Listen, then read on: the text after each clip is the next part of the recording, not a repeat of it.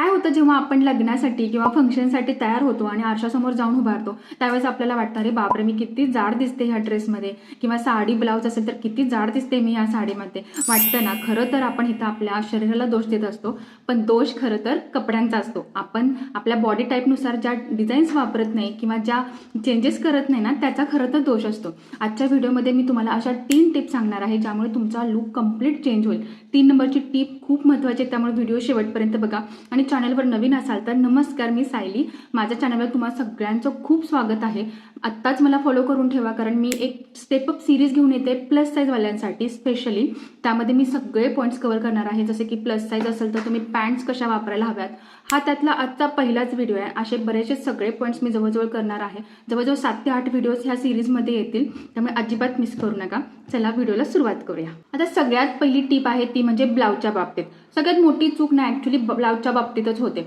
काय होतं की आपण आपल्या बॉडी टाईपनुसार ब्लाऊज शिवून घेत नाही आणि मग नको असलेला बल्कीनेस अजून जास्त ॲड होतो. स्लिमिंग इफेक्ट तर मिळतच नाही.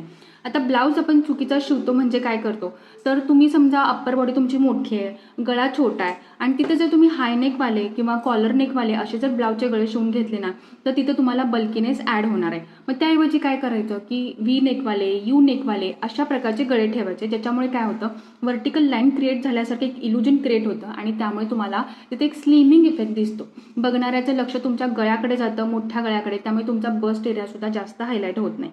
पण स्लीवच्या बाबतीत काय करायचं की जास्तीत जास्त स्लीव जितकी तुम्ही मोठी ठेवू शकाल तितकी ठेवायची. त्यामुळे काय होतं की असे लांबसड हात दिसतात आणि त्याच्यामध्ये ते स्लिमिंग इफेक्ट होतो.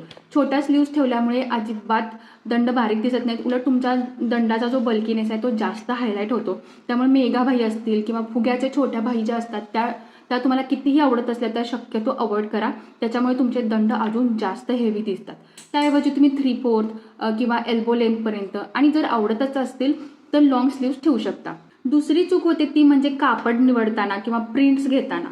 आता कापड निवडताना चूक होते म्हणजे काय, तुम्ही जर ऑलरेडी जाड असणारं किंवा फुगणारं कापड निवडलं, जसं की कॉटन असेल किंवा ऑर्गेनचा कापड असेल, तर त्याच्यामध्ये काय होतं ते कापड ऑलरेडीच फुगतं आणि अशा प्रकारच्या जर तुम्ही साड्या किंवा ड्रेसेस जर घेतले तर ते तुम्हाला बल्कीनेस ॲड होणार आहे. मग त्यामुळे काय करायचं की शिफॉन, जॉर्जेट अशा पद्धतीच्या ज्या एकदम फ्लोवी साड्या असतील किंवा फ्लोवी कापडाचे ड्रेसेस असतील ना, तर ते तुम्ही घालू शकता. आणि हां, प्रिंट्सच्या बाबतीत सुद्धा तुम्ही जितक्या नाजूक प्रिंट्स वापराल तितके तुम्ही नाजूक दिसणार आहात. जर मोठ्या प्रिंट्स वापरल्या तर ते अजून असं जाड बल्की व्हिज्युअल क्रिएट होतो तिथे. त्यामुळे छोट्या प्रिंट्स वापरा आणि जर शक्य असेल तर असा मोनोक्रोम लुक ट्राय करा. म्हणजे जर सेमच रंगाचं टॉप आणि सेमच रंगाचं बॉटम असा लुक ट्राय करून बघा. त्यामुळे काय होतं की उंच दिसतो आपण आणि उंच दिसल्यामुळे आपण तिथे स्लिम दिसतो. आणि तिसरी सर्वात महत्त्वाची गोष्ट म्हणजे योग्य मापाचे अंडरगार्मेंट्स. जर चुकीच्या ब्रा साईज वापरत असाल तर तुमचं फिटिंग ड्रेस असेल, ब्लाऊज असेल कम्प्लिटली चुकणार आहे. आणि त्यासोबत चुकीचं फिटिंग तर होतंच, पण काय होतं की आपली पाठदुखी होते, खांदे दुखतात त्याच्यामुळे. जर चुकीच्या ब्रा वापरत असाल तर तुमचे ब्रेस्ट सॅग होतात. त्यामुळे नेहमी ब्रा घेताना योग्य मापाचीच घ्यायची. त्याच्यामुळे तुम्हाला हवं असलेलं फिटिंगसुद्धा मिळणार आहे. आणि जर आतून फिटिंग व्यवस्थित असेल ना, तर तुमचा बाहेरून लुकसुद्धा एकदम परफेक्ट आणि एकदम व्यवस्थित बॅलन्स दिसतो. त्यामुळे कितीही महागडे ब्लाऊज वापरा, कितीही महागड्या तुमच्या ड्रेसेस घाला, पण आतून फिटिंग चुकीचं असेल तर मात्र तुमचा लुक कम्प्लिटली चेंज होणार आहे. शेवटी एक गोष्ट लक्षात ठेवा की स्टाईल ही फक्त कपड्यांची नसते, तर तुमच्या आत्मविश्वासाची असते.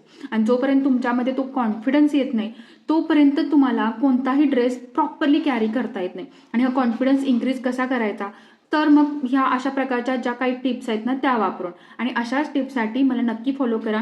येणारी सिरीजसुद्धा नक्की फॉलो करा. व्हिडिओ कसा वाटला मला कमेंटमध्ये कळवायला अजिबात विसरू नका. Take care.